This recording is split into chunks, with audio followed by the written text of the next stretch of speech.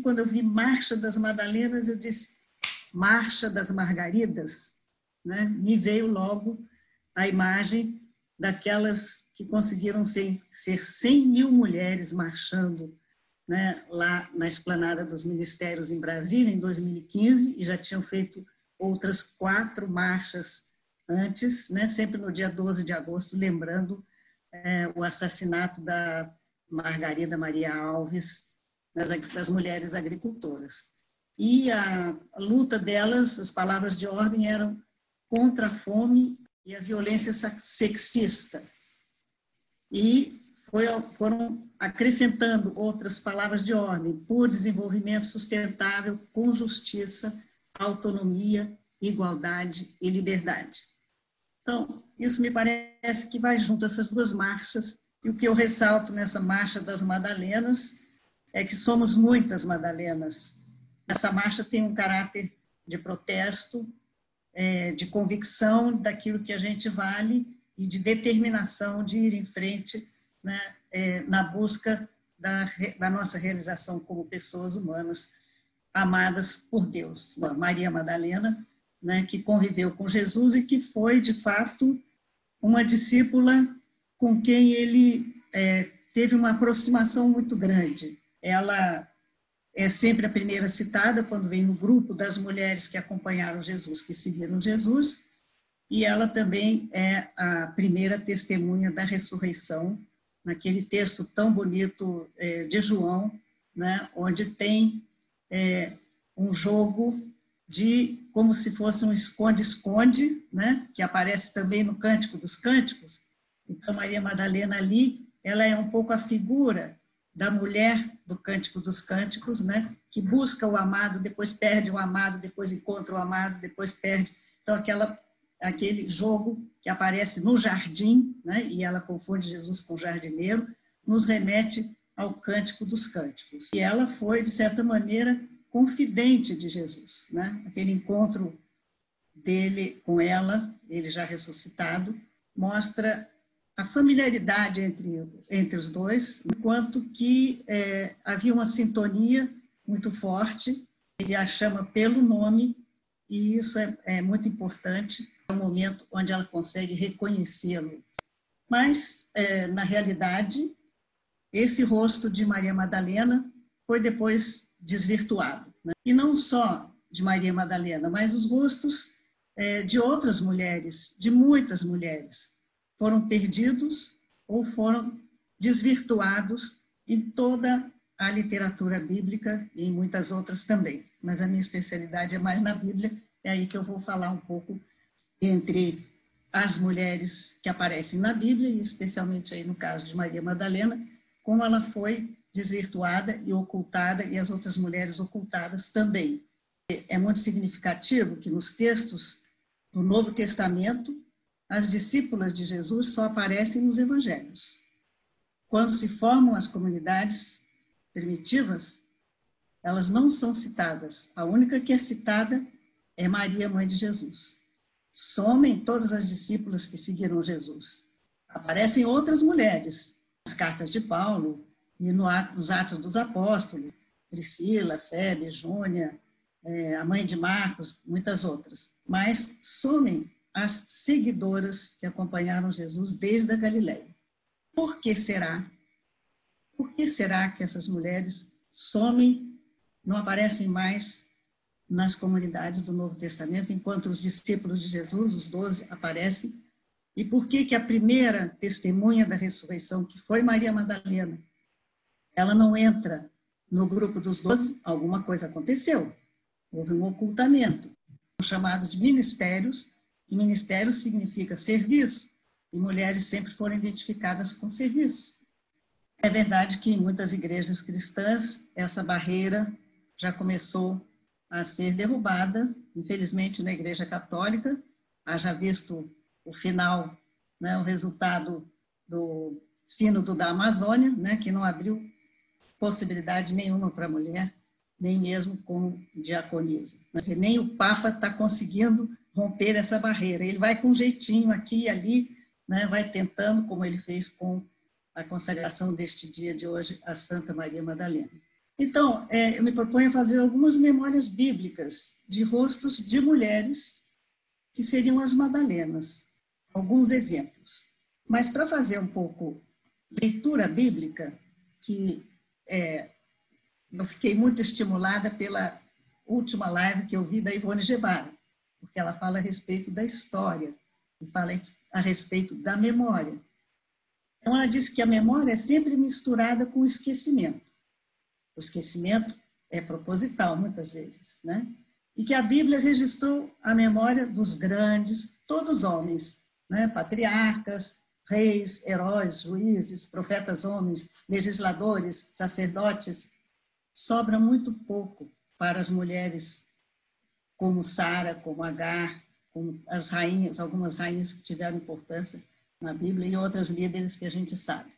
A Ivone também lembrou que a memória das mulheres está ligada a fatos do cotidiano. E ela até lembrou a música do Chico Buarque, né? Todo dia ela faz tudo sempre igual, né? Repete tudo. Então, o cotidiano é monótono.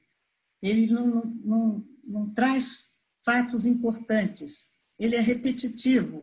Então, são fatos banais. Por isso, não precisam ser lembrados. E a mulher está ligada ao cotidiano. Então, por isso, ela também acaba não entrando, né, na história contada pelos homens. Embora a Ivone tenha lembrado que, ultimamente, as mulheres estão resgatando esse cotidiano da história, né? A gente está percebendo isso como um trabalho já de investigação que está fornecendo novas informações. Ela alerta também para que a gente não enfatize muito os papéis que sempre são atribuídos ao feminino, como o serviço, o cuidado, proteger. Ela falou até no tempo da pandemia, enfatiza-se o trabalho da enfermeira, sempre a mulher. Não é bom no sentido de reservar esse trabalho só para as mulheres, deixar os outros trabalhos mais importantes para os homens. Então, com essas indicações, a Ivone me desafiou a falar sobre mulheres na Bíblia com todas essas limitações, procurar memórias das mulheres que entraram na Bíblia. Como foi que elas entraram? Elas entraram pela porta dos fundos.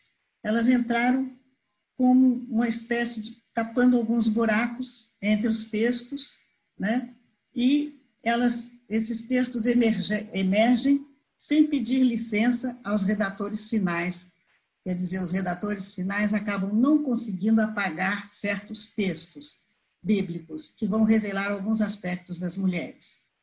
Também, alguns textos aparecem como revolucionários, mas aquilo sai meio disfarçado, né? Como o primeiro exemplo que eu vou dar agora de textos bíblicos que falam de mulheres. Eu não estou falando nem de Ruth, nem da mulher do Cântico dos Cânticos, que são mulheres que é tão claro, né, a importância que elas têm e a posição do feminino na história delas, que já é muito conhecido e já é muito falado. Também não vou falar de Agar, da história de Agar, cuja memória foi tão desconfortável que precisou ser relatada em 2 textos com versões diferentes, mas com o mesmo objetivo. O objetivo da história de Agar, escrava de Sara e de Abraão, era ela que tinha tido o filho Ismael, que era o primeiro filho de Abraão. O objetivo das duas narrativas sobre Agar era reivindicar o direito de primogenitura do filho da escrava negra, estrangeira, mas que era o primeiro filho de Abraão. Então, isso entra em 2 textos paralelos, com algumas diferenças entre eles. A gente vai vendo a riqueza da expressão, né, de protesto, então, naqueles textos que falam de Agar. Se eu fosse falar disso, demoraria todo o meu tempo e não acabaria. Mas eu vou falar sobre 3 pequenas janelas, né, como diz o Carlos Mestres. A primeira é sobre a rainha Vasti, que ameaçou a estabilidade do reino persa. A história da rainha Vasti está no livro de Esther. O livro de Esther está contando a história de Esther. que foi uma rainha judia no Império Persa. A história de Vasti entrou para poder introduzir a história da rainha Esther. E o que aconteceu com a rainha Vasti? Era o reino de um rei chamado Assuero, provavelmente se referia ao rei Xerxes I da Pérsia, que era dono de um vasto império, e que dava muitos banquetes para mostrar seus poderes e a sua riqueza. Então, um banquete que durou 7 dias, quando chegou no final, o rei pediu que trouxessem a rainha Vasti. A rainha também dava, naquela época, quando o rei dava um banquete, a rainha também dava. O rei dava banquete só para os homens e a rainha para as mulheres. Só que ele mandou chamar no final, quando os convivas já estavam meio bêbados e ele também, ele queria que a rainha desfilasse com a sua coroa para que todos os generais e os caras mais importantes do reino vissem, né, como ela era bonita, a rainha que pertencia ao rei. Só que a Vasti disse, não vou. Não disse por quê, no texto não aparece por quê que ela não vai. Mas qual a reação? O rei tem um ataque histérico e aí chama os 7 conselheiros do reino que entendiam das regras e das normas e dos decretos e eles chegam à conclusão de que se as outras mulheres do reino ficassem sabendo que a rainha desobedeceu ao rei, todas as mulheres começariam a desonrar os seus maridos e desobedecer os seus maridos. Então, eles mandam um decreto, né, para impedir que essa notícia chegasse para as mulheres sem uma resposta do rei. E a resposta foi que a rainha seria proibida de se apresentar ao rei, né, nesse ponto. Essa resposta estava indo na mesma linha do que a rainha queria, mas que ela seria trocada por uma outra mulher mais bonita e melhor do que ela. E o texto diz 2 vezes que só assim, pelo decreto, as mulheres acabarão respeitando seus maridos, desde os mais célebres e importantes do reino até os últimos plebeus. As mulheres tinham que saber, o texto diz, entre aspas, que quem manda em casa é o marido. Esse texto, que ele entra um pouco assim para tapar buraco, só para introduzir a história de Esther, mas ele é muito interessante, porque ele mostra o medo dos homens em relação às suas mulheres. O medo de que a notícia chegasse a todas as mulheres e que, por conta disso, elas desrespeitassem os maridos. Uma outra janela que eu queria entrar é a história das mulheres do Êxodo, dos primeiros capítulos do Êxodo, porque essas mulheres estão lá no momento em que os judeus eram escravos no Egito, né? Entram 2 textos contando as artimanhas das mulheres para defender as crianças recém-nascidas dos hebreus. Os hebreus estavam escravizados, mas eles estavam como um povo crescendo muito, assim como os negros aqui no Brasil e no Haiti cresceram muito e os brancos ficaram com medo. Tem várias artimanhas dos brancos para evitar o crescimento dos negros. Lá, o faraó, sem muito escrúpulo, manda matar os filhos homens das mulheres hebreias. E aí tem uma cena interessante, que são 2 parteiras egípcias dizendo que elas não iriam matar os filhos das mulheres hebreias. E o texto está no primeiro capítulo ainda do Êxodo. As mulheres parteiras, elas têm um encontro com o faraó. E o faraó diz assim, mas por que vocês não estão matando os filhos das hebreias quando eles nascem, logo no comecinho? E elas respondem para ele, não. Acontece que as hebreias são muito espertas, elas são muito vigorosas, num instantinho elas parem, as crianças não dá tempo da gente exercer, né, obedecer o faraó. Então, essa cena é uma cena, claro, gente, não é uma cena histórica, é uma cena mítica, é uma cena de sabedoria colocada pelas mulheres, colocada para mostrar a resistência das mulheres. Claro que um faraó, dono do mundo, não ia encontrar com duas parteiras. Isso Milton Schontes mostra muito bem num livro dele maravilhoso, que é sobre os 6 primeiros capítulos do Êxodo.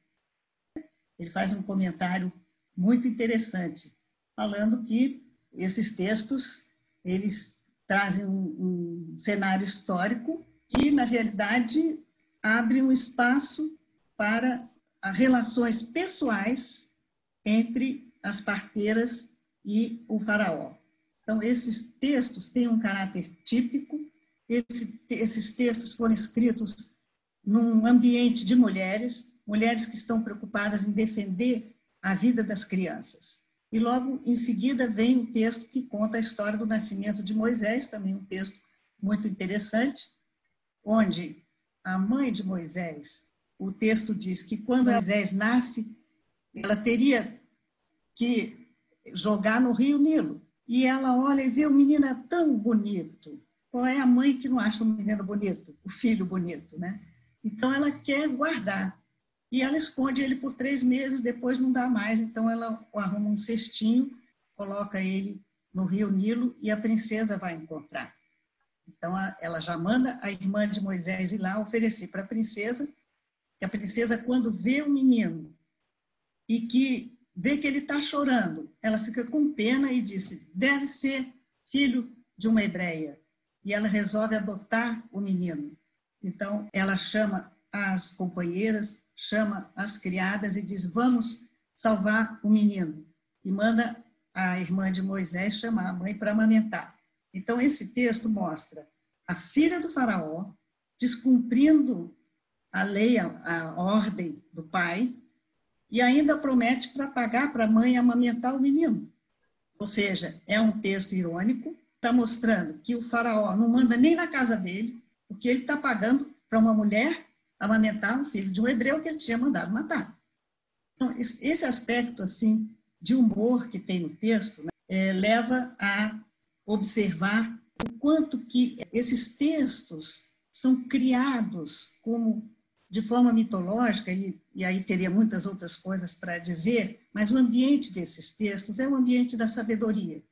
A sabedoria diz assim, o temor de Deus é a coisa mais importante. Então, só que a princesa, ela salva o menino, não tanto pelo temor de Deus como as parteiras, mas porque ela se sensibilizou com o choro da criança. Aí se juntam várias mulheres, tem a mãe de Moisés, tem a irmã, tem as companheiras da princesa, tem a princesa e tem a escrava da princesa, né? Todas elas se juntam para salvar a criança ameaçada.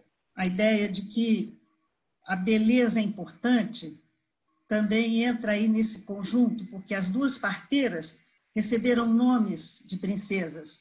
A primeira se chamava Séfora, que quer dizer beleza, e a segunda se chamava Fua, que quer dizer esplendor. E a mãe do menino de Moisés fica cativada pela beleza da criança. Então, o belo, na língua hebraica, é a mesma palavra que serve para dizer bom. O aspecto estético está ligado ao aspecto ético. Então, a vida, ela tem que ser respeitada e ela tem que triunfar. Esse é o sentido desses textos que falam, antes que Javé visse o povo do Egito, ouvisse os seus clamores e descesse para salvar, as mulheres já tiveram essas atitudes. São os mesmos verbos que vão entrar na palavra do 3º capítulo, onde Deus se apresenta como aquele que viu o sofrimento do povo, ouviu os seus gemidos e desceu para salvar o povo. Uma terceira janela, diria, chegando no Novo Testamento, as mulheres no cotidiano de Jesus. Essas mulheres marcaram a vida de Jesus. Elas não aparecem como heroínas.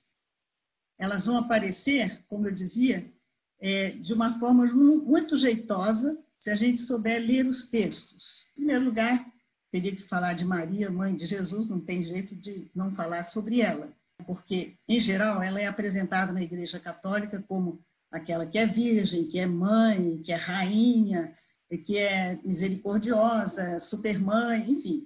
a forma como ela vai aparecer, emergir na vida de Jesus, é de uma maneira muito simples. Primeiro, ela já é meio contracultural quando ela dá um pito em Jesus, quando ele vai ficar lá no templo e sai da caravana, né? E que os pais ficam procurando Jesus e não encontram. Ele lá está com 12 anos no Evangelho de Lucas. Então, ela passa um pito em Jesus. Ela toma a atitude do pai aí, porque é ela que está repreendendo o filho. E ela diz de uma maneira tão bonita, aparece em Lucas, né? Filho, por que fizeste isso conosco? Olha que teu pai e eu estávamos angustiados te procurando. Então, ao tomar a iniciativa aqui, ela passou na frente de José, porque como pai era ele que devia chamar a atenção do filho. Por outro lado, em Caná, Maria toma a frente do desenrolar dos fatos. Primeiro, ela sente a falta. As mulheres são aquelas que sentem a falta. As mulheres são aquelas que batem panela. Bater panela não é o riquinho lá batendo só para criticar alguém da política. Bater panela é quando tem fome, é quando tem falta. É daí que surge esse tipo de manifestação. Maria sentiu falta. Claro, ali a falta do vinho. Ela iria um pouco faltar a alegria que deve ter em toda a festa. Nesse caso aí, a Maria está ligada àquele aspecto que é muito das mulheres. As mulheres amam a festa. As mulheres gostam de celebrar, gostam de comemorar. E a celebração, a festa, é sempre comunitária, não é sozinha, de cada um separado, né? Como agora nós estamos fazendo. A nossa comunidade, né, tem que ser virtual nesse momento. Então, ninguém celebra sozinho, a gente celebra junto. Mas na convivência diária com seu filho, no cotidiano, Maria deve ter ensinado algumas coisas interessantes. Sabe o quê? Por exemplo, quando se coloca um punhado de fermento para levedar a massa. Jesus deve ter visto Maria fazer isso muitas vezes. Como não se deve costurar remendo novo em tecido velho. Ele deve ter aprendido isso com a sua mãe. Como não se deve colocar vinho novo em potes velhos. O vinho, os potes, os cântaros, os vasos estão sempre ligados com as mulheres, né? A mulher lida com os continentes, né?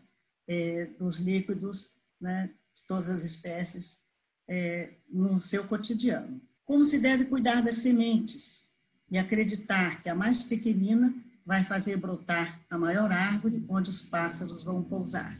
São observações de mulheres. Pode não ter sido com Maria, pode ter sido com outras mulheres que Jesus aprendeu essas coisas.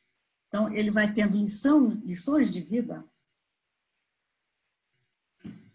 num mundo que é o mundo familiar das mulheres.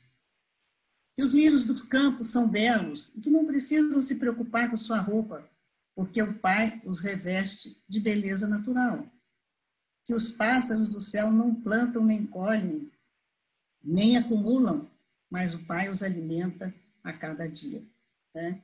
E assim por diante. Maria e muitas outras mulheres certamente fizeram com que Jesus participasse desse mundo que é muito feminino, do cotidiano, esse mundo sem importância, mas que é aquele onde a gente se apoia para viver. Então, Jesus usou toda essa sapiência das mulheres nas suas parábolas.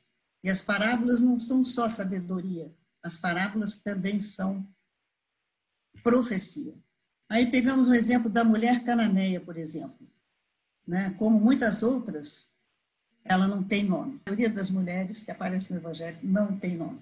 Mas ela ensinou Jesus a atravessar a barreira das diferenças entre os povos, o racismo, falta de igualdade. Ela não se deixa levar pela atitude pretensiosa de Jesus, provocativa até. Não reage com irritação, mas usa de sabedoria. Os cachorrinhos também comem das migalhas que caem da mesa dos filhos.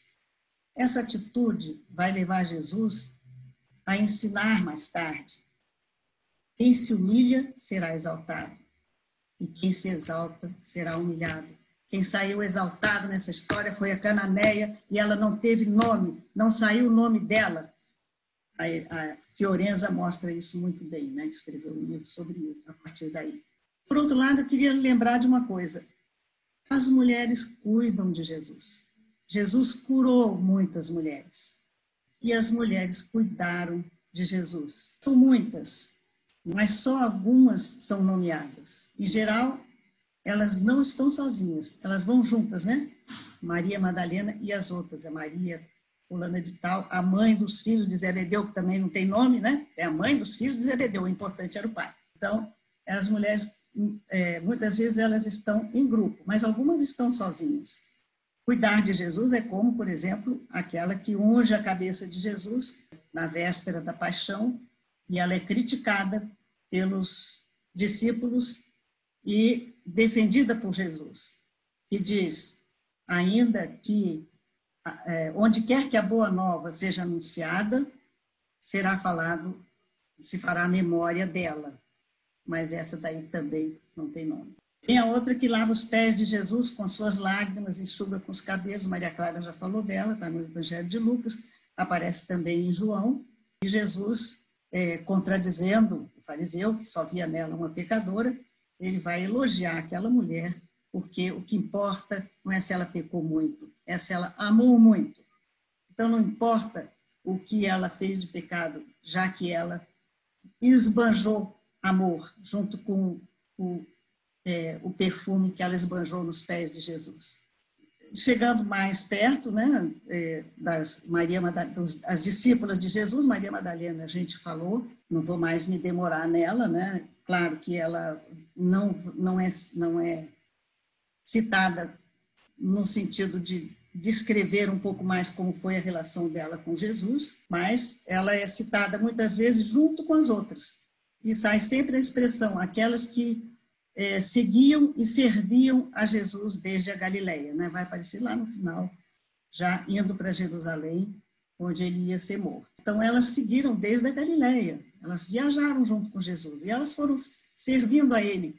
Servindo quer dizer essas coisas do cotidiano, mais corriqueiras, mais sem importantes, mais banais. E que elas faziam? Provavelmente lavavam os pés dos discípulos, que as mulheres muitas vezes faziam isso, faziam a comida, lavavam as roupas, enfim, as mulheres cuidaram de Jesus, ele curou muitas, e elas cuidaram deles, e no final, são elas que vão levar os ungüentos para o túmulo, para a unção, né, do corpo de Jesus. Também é um gesto de consideração, cuidados que os homens muitas vezes nem imaginam, às vezes só quando estão sendo cuidados. Então, elas participaram da intimidade de Jesus.